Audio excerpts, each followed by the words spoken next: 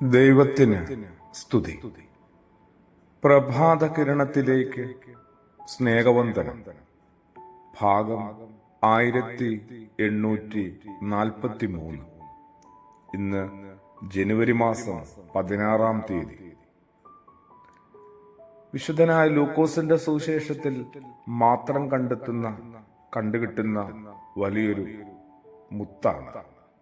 വിലമതിക്കാനാവാത്ത മുത്തല്ലേ ആ ധൂർത്തപുത്രന്റെ കഥ. 15-ാം സുവിശേഷ അധ്യായത്തിലാണ്. ആ ഇളയ മകനെ കുറിച്ചൊന്ന് ആലോചിക്കുകയായിരുന്നു. എന്തുമാത്രം അയാൾക്ക് കിട്ടിയെന്നുള്ളതായിരുന്നു കൗതുകമുണ്ടാക്കിയത്. സമൃദ്ധമായിട്ട് കിട്ടി.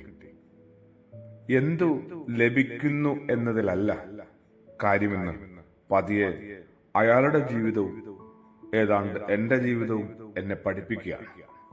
എന്ത് ലഭിക്കുന്നു എന്നതിലല്ല, ലഭ്യമായത് എങ്ങനെ വിനിയോഗിക്കുന്നു എന്നതിലാണ് വളർച്ചയും ഉയർച്ചയും ഒക്കെ കിടക്കുക.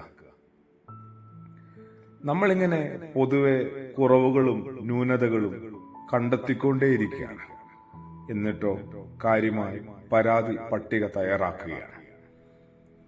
അത് ഇതേ കഥയിലെ മൂത്ത പുത്രനിലേക്ക് എത്തിയാലും നമുക്ക് ബോധ്യപ്പെടാവുന്നതാണ്. കുറവുകളും പരാതികളുമൊക്കെ പട്ടികയാക്കി ഉള്ളിൽ സൂക്ഷിക്കുകയാണ്, ആവശ്യമുള്ളപ്പോൾ എടുത്ത് ഉപയോഗിക്കാനായിട്ട്.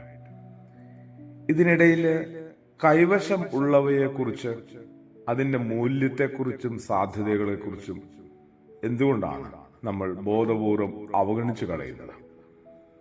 ഉള്ളതുകൊണ്ട് എന്ത് ചെയ്യണമെന്ന് നമ്മൾ പലർക്കും തീരെ അറിയാതെ പോകുന്നു. എന്നിട്ടോ ഇല്ലാത്തതിനെ കുറിച്ച് കാര്യമായി പരിഭവിക്കുകയും ചെയ്യുന്നു. ചിലരാവട്ടെ ആഗ്രഹിക്കുന്നെല്ലാം ഇങ്ങ് കിട്ടട്ടെ എന്നാണ്. എന്നിട്ടോ അതിനുശേഷം ആകാനിടയുള്ള ഇടങ്ങളിലേക്കൊക്കെ ഞാൻ എത്തിക്കൊള്ളാവുന്നതാണ് പറയുക. അവരെ കുറിച്ച് എന്താ പറയണ്ടേ? ഒന്നുമാകാതെ പോകാനാണ് സാധ്യത, അല്ലേ? കിട്ടാത്തവയെക്കുറിച്ചുള്ള വിലാപങ്ങളൊക്കെ ഒന്ന് അവസാനിപ്പിക്കാവോ? ശരിക്കും ജീവിതം എന്താ? കിട്ടിയവയെക്കുറിച്ച് വളരെ പരിമിതമായ വിഭവങ്ങളാകാൻ കേട്ടോ. ആകാവുന്നല്ല, ആണ്. ആ പരിമിതമായ വിഭവങ്ങളിൽ ഒരു ഉത്സവം കണ്ടെത്തുന്നതാണ് സത്യത്തില് ജീവിതം. അവനവന്റെ കഴിവുകളെ നമ്മൾ ആശ്രയിക്കാതെ പോകുന്നുണ്ട്. ദൈവം തന്നതാണ് ഈ പ്രാപ്തി.